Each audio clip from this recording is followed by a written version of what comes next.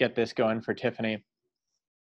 The plan for today is to finish up our cost benefit chapter, and specifically today is a discussion day. So we're going to talk about Ken Arrow's paper and what's the other author's name?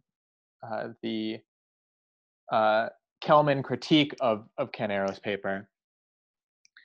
But I think it'll be more instructive if we expand beyond that and talk about what we as a class think about cost-benefit analysis and how we as a class can critique cost-benefit analysis more generally. So real quick, is there anyone who was comfortable with the first paper, the Ken Arrow, and there were a bunch of other co-authors on it, who wants to sort of summarize his rules for cost-benefit analysis for us? And if you guys don't, that's fine. Just let me know.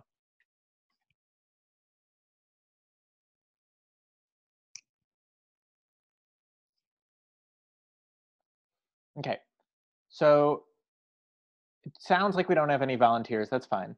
But broadly speaking, what Ken Arrow did was present sort of 3 rules for conducting cost-benefit analysis and sort of why we want to do this. Did I say 3? I meant 8. So this is a useful tool for comparing the favorable and unfavorable effects of a policy. So Monday, when we were talking about fish restocking, a favorable effect of that policy is we get more red drum in the wild. An unfavorable effect of that policy is it costs us a lot of money. And we want to do this, at least according to Arrow and his co-authors, to help us set regulatory policies. In other words, cost-benefit analysis should be required for all major regulatory decisions.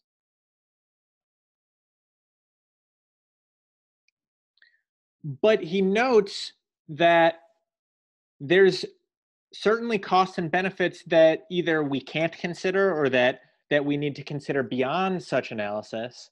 So just because we conduct a cost-benefit analysis doesn't mean we need to be bound by it.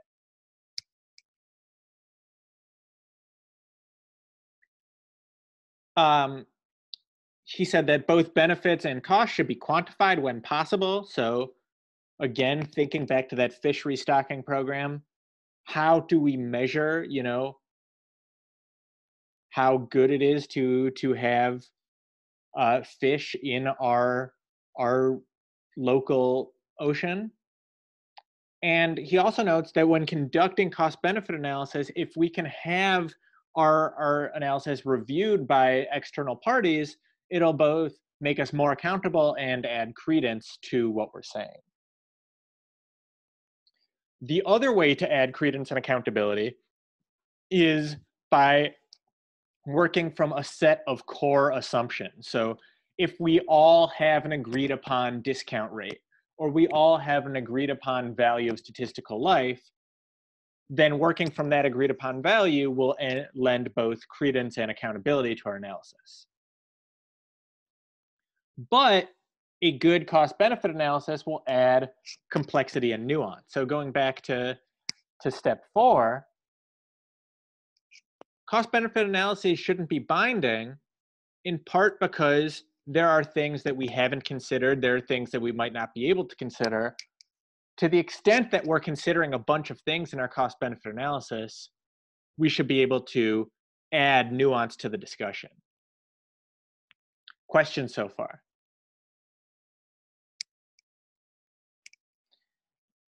And did anyone have any thoughts about just Arrow's discussion of how we can conduct good cost-benefit analysis? This is all. Sorry, Annika, I didn't mean to cut you off. Sorry. When companies or other things like that are like doing a cost-benefit analysis, will they look to this or will they look to the steps that we talked about on Monday? Right. So excellent question. Just to be clear, the steps we talked about Monday are the steps of how you conduct the analysis. And again, that's identify the program and its impact, From there, the important part of identifying the program is setting a timeline. We evaluate these impacts. We talked about different ways we can value these impacts with travel costs and contingent valuation. Sometimes costs are just costs, so $5 is $5. We discount accordingly based on these agreed upon discount rates on the timelines, and then we add everything up and conduct a sensitivity analysis. I went over that really quickly because it should all be a review at this point. Those are the steps we must undertake to conduct cost-benefit analysis. What these rules are not steps to conduct a cost-benefit analysis so much as guidelines for how to do those steps we talked about on Monday effectively. So let's sort of combine the two by way of example. One of the things we need to do in cost-benefit analysis is discount future cash flows and discount future benefit flows. But the way we do that effectively is by working from a set of assumptions that everyone agrees upon. So we need core assumptions to add credence. We also want to run our assumptions and our analysis through some sort of external review. So Annika, to keep rolling with your question about how is this like what we talked about on Monday, one of the components of external review was the paper we read for Monday, that fishery stocking paper. It was sponsored by a state government. It went through a peer review process. It was published in a peer review journal. That's this sort of external review, but that's not necessary to do a cost-benefit analysis, which is just, identify the costs and benefits, discount them, and add them up. I'm using a lot of shorthand here just because it's the ePen. Does that answer your question? Wait, really? Yes, it does. Thank you. All right. So with that in mind, does anyone have any thoughts, any discussion they want to add for Arrow's rules of cost-benefit analysis?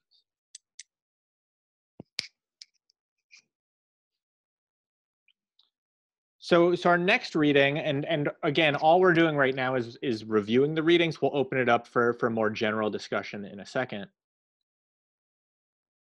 Our next reading was this Stephen Kelman ethical critique of cost-benefit analysis. And I, for one, have found these critiques, both the one we did for carbon pricing and the one we're doing now, I find them really interesting and exciting. So I hope you do too. Not only the critiques, but also the responses to the critiques. But with that in mind, does anyone want to sort of summarize the critique for us? And again, it's fine if we don't have any volunteers. All right, so I'm not seeing any hands, but when I read Kelman's critique, I sort of took away 3 points from it. One is, when we're conducting cost-benefit analysis, we're seeing not just if it's cost-effective, but if it's the right thing to do. And certainly there are things that are cost-effective that we don't want to do as a society. So what Kelman is saying is there might be morally correct options that do not pass cost-benefit analysis. And from there, he goes on to say that one reason is the values that we assign to things when we're conducting cost-benefit analysis might be wrong or otherwise misleading. And so when we take these two sort of critiques into account, and also note that cost-benefit analysis is costly in and of itself, cost-benefit analysis, the benefit it provides doesn't seem to pass the costs it renders, it doesn't seem to pass its own test. So that's all the review we've got for today. The rest is just discussion. What do you all think? Taking both, the responses to this critique, the principles for conducting cost-benefit analysis, the critique in and of itself. What do you all think? What are some things that we can take away from these two readings?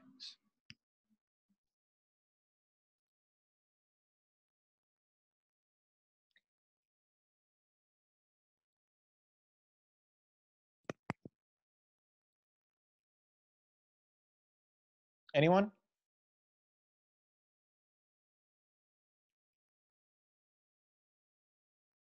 Did everyone do the readings?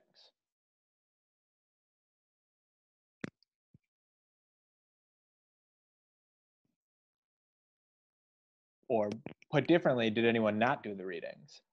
And I'm not saying this to call you out. I just want us to sort of focus on the robust discussion. For the second paper, when we talk about like if it was ethical or not, and all the people gave their opinions at the end, we could have a discussion about that. Like, what does each person think about it? Okay. So there were, I believe, 3 responses. One was Bob Solow, who won a Nobel Prize for solo growth theory, which you guys will learn in 202. I thought his critique was particularly interesting because he notes that, if anything, he's kind of the type of person who should be,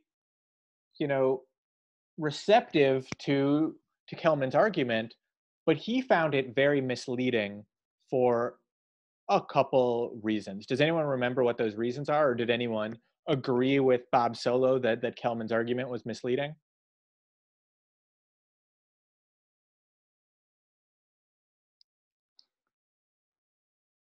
So one of the reasons that Solow found Kelman's argument misleading, and I'll put it up here on the discussion board, is this question of individual versus group. Right. So a lot of the moral arguments that Kelman presented were questions of individual decision making, which don't necessarily need a cost-benefit analysis. You know whether or not you want to run to the store today without having to conduct some grand analysis.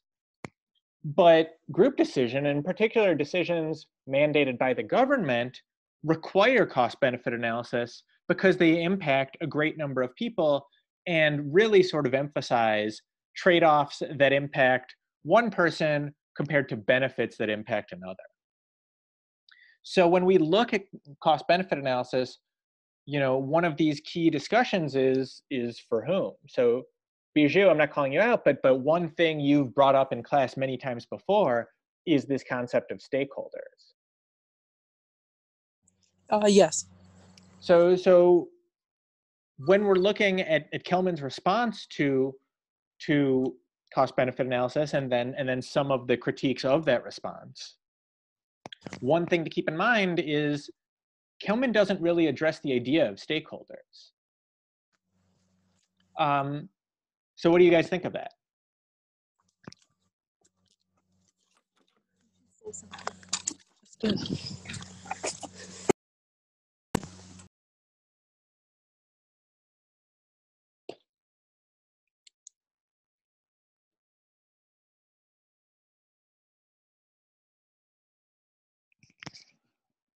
For me in particular, like in Kelman's paper, he talks a lot about for cost benefit analysis. Mm-hmm.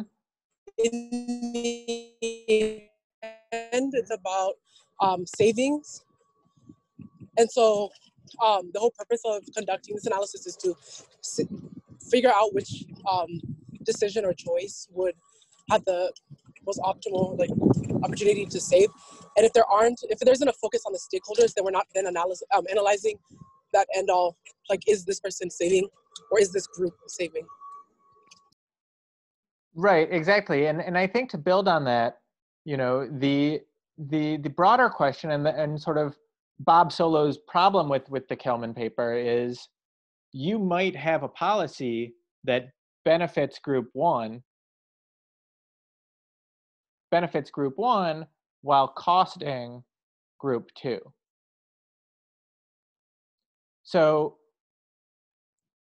Kelman says, Kelman talks about things as if we have an innate right to them, which we might, we have a right to clean air, say.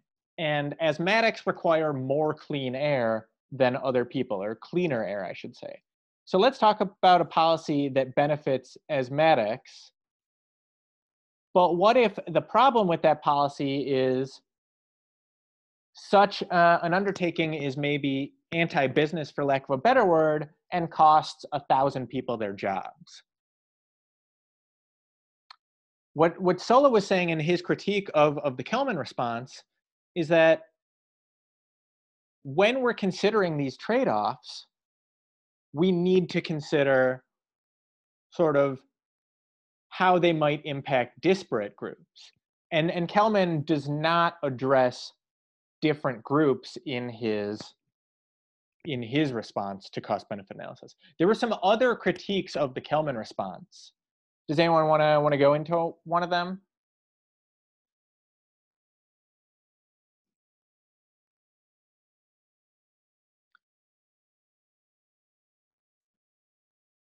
So like the Ippolito critique, or I forget the name on the first one, but I would like to go into both of them because I kind of want to hear what the rest of the class has to say and what they think, because a lot of these things for me are like hard to really describe what I think about it, because it's like so much of it is moral and ethical, and how you differentiate between what's moral and what's ethical and what your values are. Yeah, excellent point. So certainly, you know, Stephen Kelman is a moral philosopher. That's how he's going to argue things. But let's Katie, you brought it up. Let's start with you. Is it ethical to conduct cost-benefit analysis? Do you think so?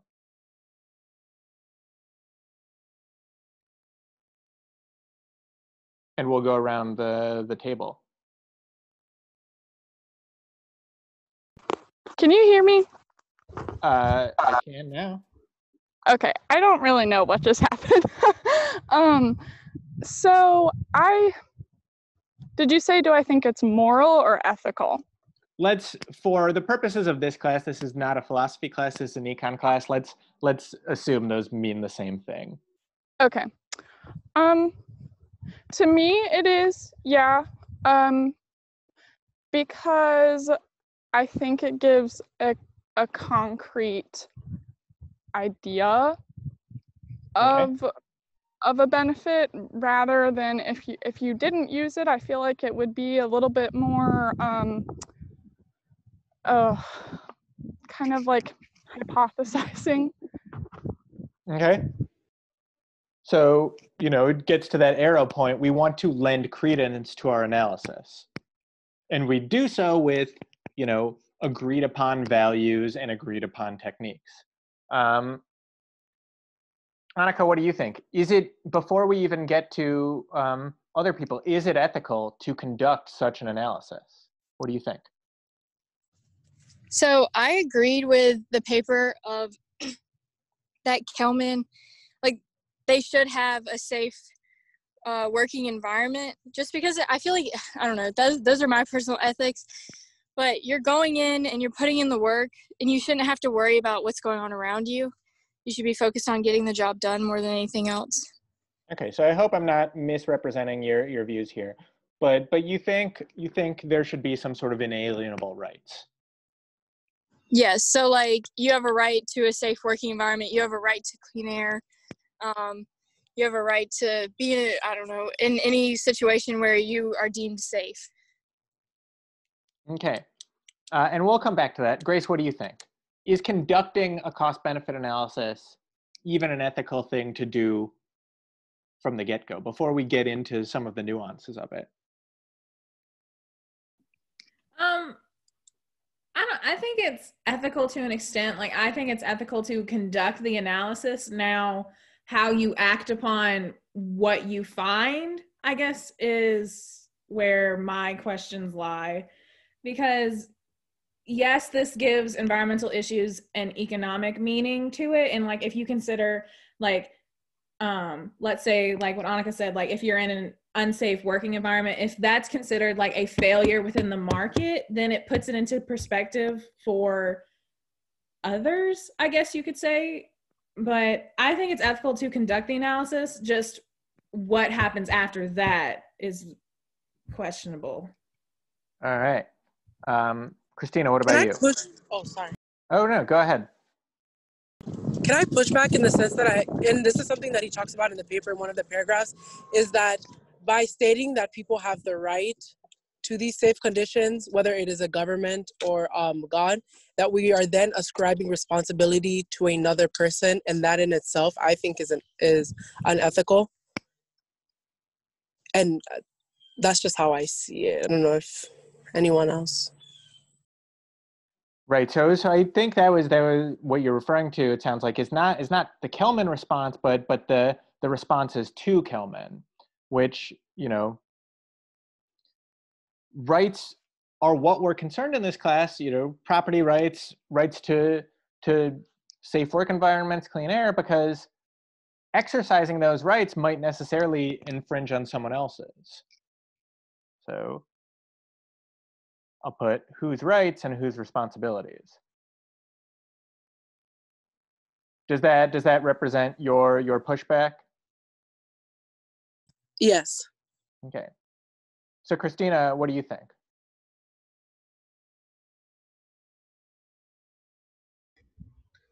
Can you hear me? I can now. Okay, great. So I kind of agree basically with all that Grace said. I think that's ethical to do it. It's just what happens after it that I would say concerns me. Okay, so how are you concerned? Huh? How are you concerned? I would say there's so many variables, like, and even as societies, there's so many variables on how people think and react to certain situations. And like we say before, one thing could be great for one person but horrible for another. And also with societal norms and everything changing, it's just there's no telling. So yeah. Right. So excellent point. And certainly there are a lot of variables. We'll go into one specific variable in a second. But one of the things I wanted to note that I found really interesting about the responses to this critique is that we only conduct a cost-benefit analysis when we see an explicit trade-off. So yes, there might be many variables. You know, social norms, how things react, how things look in a marketplace. But when we're conducting a cost-benefit analysis, we're doing so with an eye towards the specific costs and benefits we've analyzed. So I think, Christina and Grace, you both raise an excellent point. Let's talk about one specific variable and see what kind of discussion that starts, which is life. And what I wrote here is VSL, the value of a statistical life. Let's talk about how we evaluate life in the sense of a cost-benefit analysis and see whether or not that is something that is either ethical or morally right.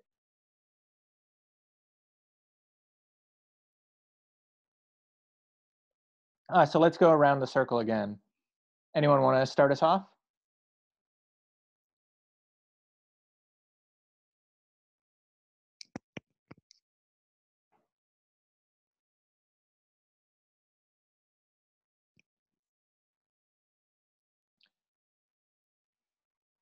All right, Grace, you're at the top of my users list right now. What do you think about putting a number value on someone's life? Well, obviously that's off-putting to me. Like, I wouldn't want someone to put a statistical value on my life, but I think it's wrong in an ethical or moral sense. But if they need to do this analysis and that's the way that it has to be conducted, then I guess that's what they need to do. But personally, I don't like that because I don't think you can put a statistical value on someone's life. So, but that's just me. Yeah, just to be clear, it's not a statistical value, it's a value of a statistical life, meaning, Grace, you are a college student, you are young, we expect you to live at least 60 more years. If each of those years has some value, then we expect your life to be worth about $10 million from this point forward. So your point is well taken, you know? It feels icky to think about these values, but don't these trade-offs exist already? So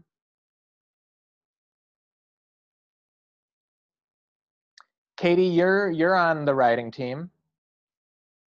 There's a chance that someone you know falls off their horse and dies. Yes. When Sweetbriar is deciding what precautions to put in place around the barn, around the tracks, in the riding areas, they have to take this into account, no? Yes. Yes, they do. I'm kind of missing a bit of the point, I think. So Grace mentioned, and I think rightfully so, that calculating the value of someone's life in dollar terms feels a little icky. Right. But aren't we doing this anyway? So I apologize if you know, if the equestrian program was the wrong place to start, but Oh no, that's totally fine. I was Right. just not really making the relation. Right. So we could guarantee that no one dies from an equestrian accident at Sweetbriar really easily by getting rid of the equestrian program. Right. Yeah. Yes. And that's calculating people's lives and valuing it against having this robust program. I think most people would argue in favor of us keeping, you know, this program. We've got show teams, we've got race teams, we've got jump teams. They're all very popular. They're good for our students, they're good for our community. But we're putting ourselves at risk by having these teams. Right. So is that problematic? I think that it becomes unproblematic because, well, of course, there's lots that the college does to ensure that it wouldn't be a legal liability on the college. We kind of all accept this certain risk, and I think whether or not it's a legal document, any person, well, really, anytime you leave your house or get out of bed or whatever, you're accepting a personal risk of injury or death or whatever comes your way. So, especially with horse people, I mean, maybe this is what makes us so crazy, but I would reach out to say that honestly, that's not something we all think about very much, because we accept it. And Right. Sorry, I didn't mean to cut you off. No, you're fine. I'm still kind of struggling to find the relation of, I think the college leaves it to us to say, well, if you're good with that, then that's your choice. I don't know. Sorry if I'm missing the point. I'm not really, No, I don't think I am getting the point. I'm sorry you feel that way because you're spot on, right? There's Okay. a couple questions here that, you know, so we're doing two things. One, we're talking about whether this method we use, this cost-benefit analysis method, is ethical, is moral, but we're also leading into our next section on risk, which is what I think chapter 6 in the environmental book. But you raise a really interesting point, which is there's two things that we can think about. One is liability. I'm sure Sweetbriar has a very strong liability shield in that if something terrible were to happen down at the stables, we would be protected in a lawsuit perspective. But when we're talking about morality, I think most people would argue that it's morally wrong if a student dies because of the equestrian program. Well, I mean, I could see someone arguing that, and I would agree that a lot of people would argue that, but then it's this issue of like, well, if I die doing something with a horse, I would prefer dying doing something with a horse rather than like a car accident, for example. So it's like this weird, it's a two-way street of, I agree with you that most people would argue, you know, we shouldn't have this riding program anymore because it's dangerous. It's if one person dies one day, that's going to happen again in the future. But if we're going that route, then none of us should ever leave our room.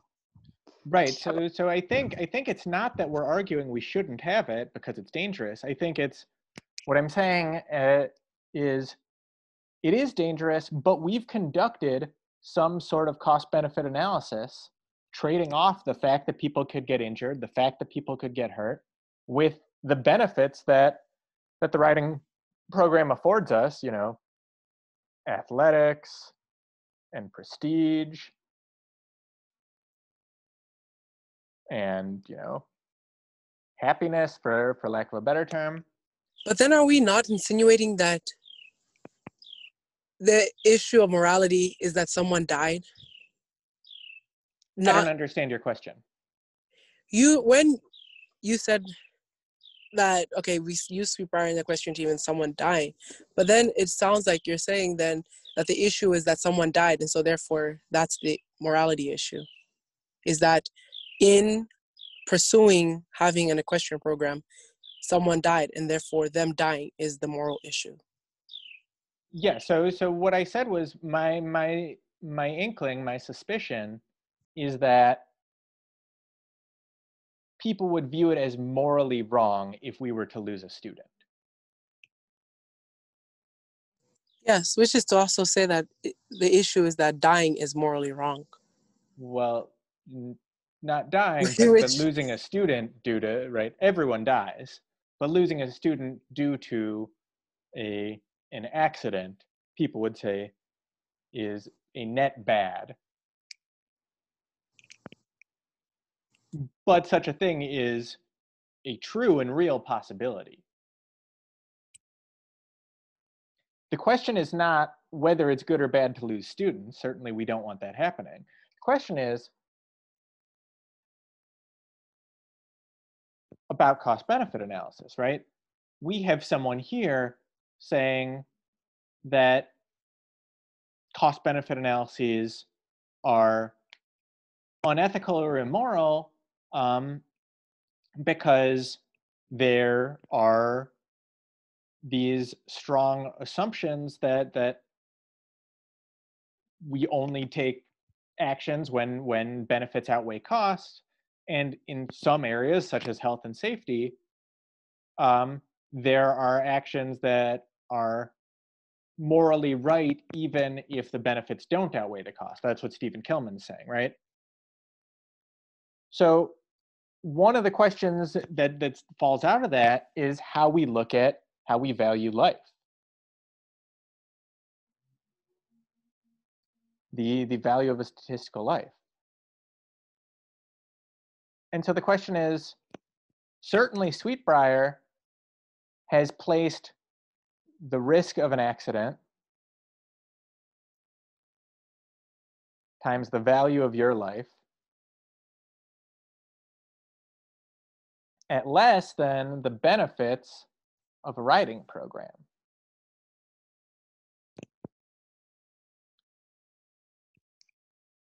And we all think it's a good thing that Sweetbriar has this riding program. The riding program is inherently risky.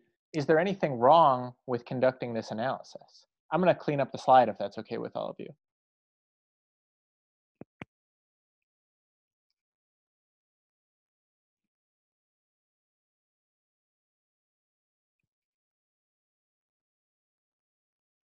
So Bijou, does that answer your question? Yes. So what do you think? Is there anything wrong with conducting that analysis? Personally, for me, I do, because I think, and of course we're in econ, but if we further explore the philosophical aspect of morality and ethicality, then we're moving into a different space. Mm-hmm.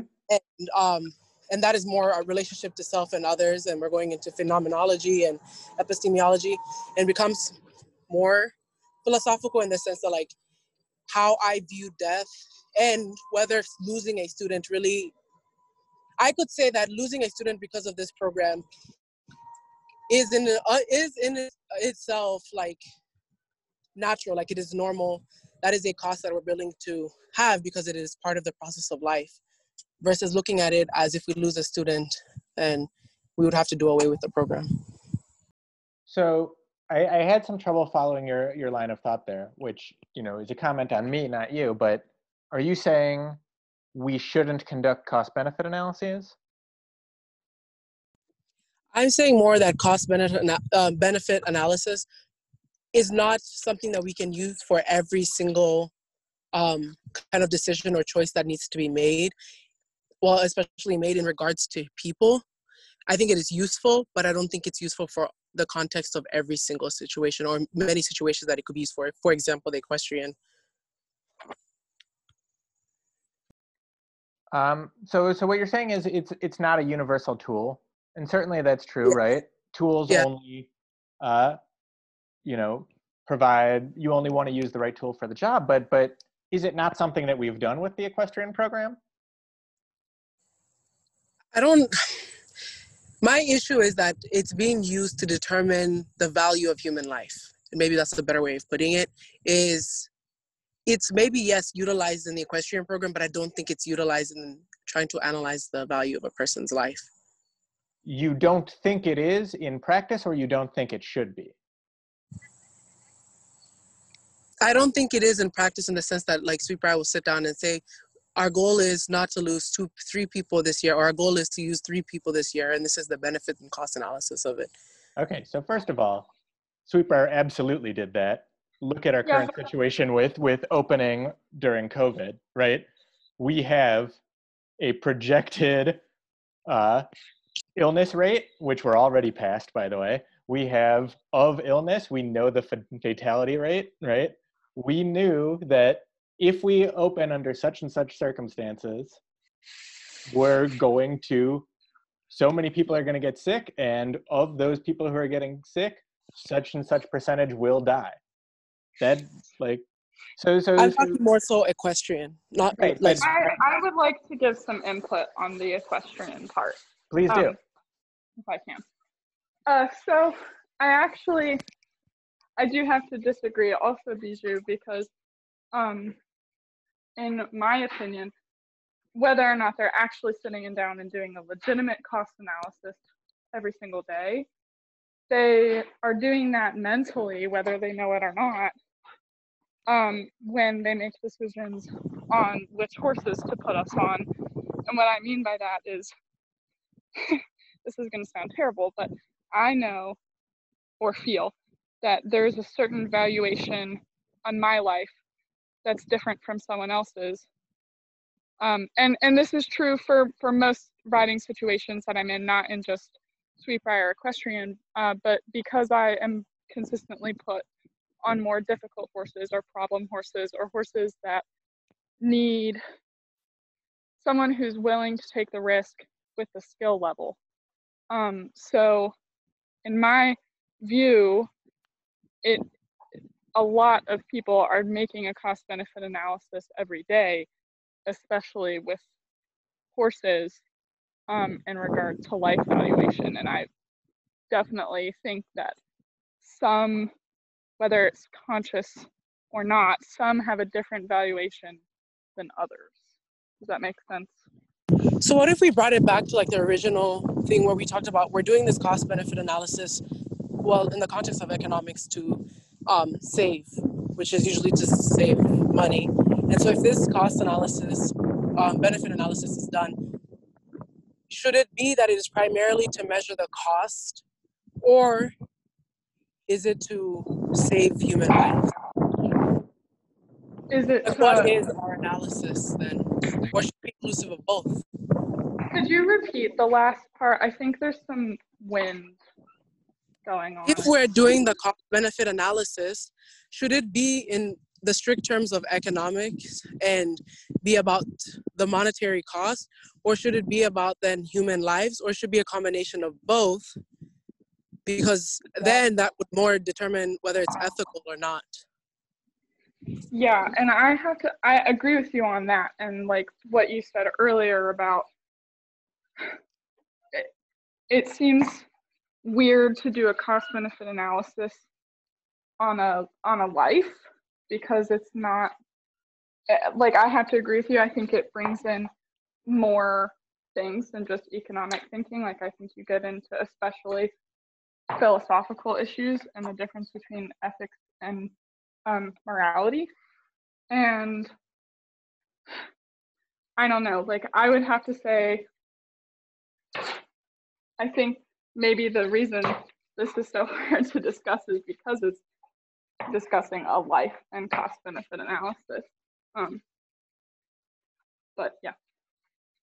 Yeah, so excellent points, both of you. Katie, if I could sort of synthesize what you were saying, it sounded like you were making a point about explicit versus implicit, in the sense of, yeah, maybe we don't have Luther in his office saying, well, there's a 15% chance Katie is going to die today. But to your point, those trade-offs exist nonetheless when they say, you're on the bad horse. So more generally, if these trade-offs exist regardless, you know, everything we do has risk, everything we do has chance associated with it, are we not better off by evaluating those chances explicitly?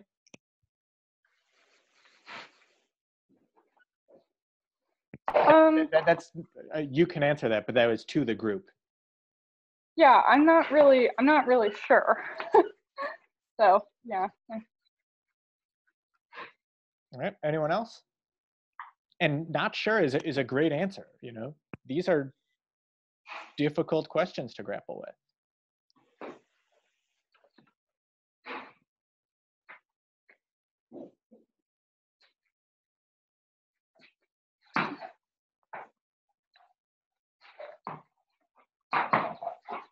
So anyone else?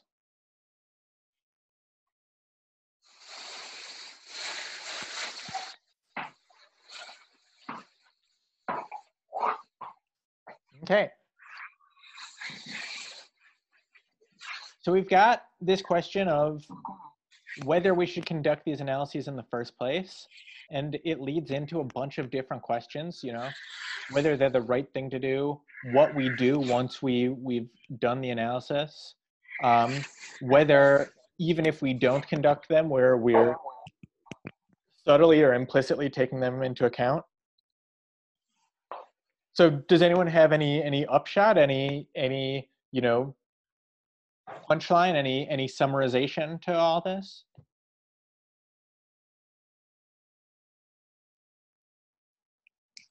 I think not talking about someone being death by a horse, but just the idea, whether apologies that was the example. More so the idea of I guess the way I view it is entitlement versus rights. And that's what the main like theme I'm taking from the conversation. And I don't know if that would help anybody else, but that's how I'm viewing it right now. Okay. So in this discussion of entitlement versus rights, what are you taking away? Like, if I were to get a job, am I entitled to going back to like a safe environment, or do I have the right to a safe environment? Or when I just step outside on my front porch, is it because it's my property? Am I entitled to having this nice area, or is it my right because I pay taxes and pay for the property along those lines? And you can take that like entitlement versus rights into, I feel like, any sort of topic on everyday life. Cool. Anyone else? Any closing thoughts?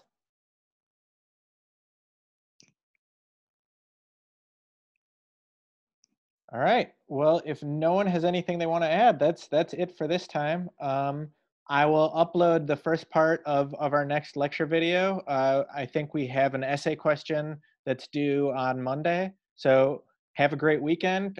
Email me for student hours appointments if you have any questions. I said this on Monday, but you should have all gotten feedback on your final paper topic. If you have any questions or want to clarify anything, just reach out to me. So with that, have a good day, everyone, and we will regroup on Monday. Thank you. Have a good weekend. Bye.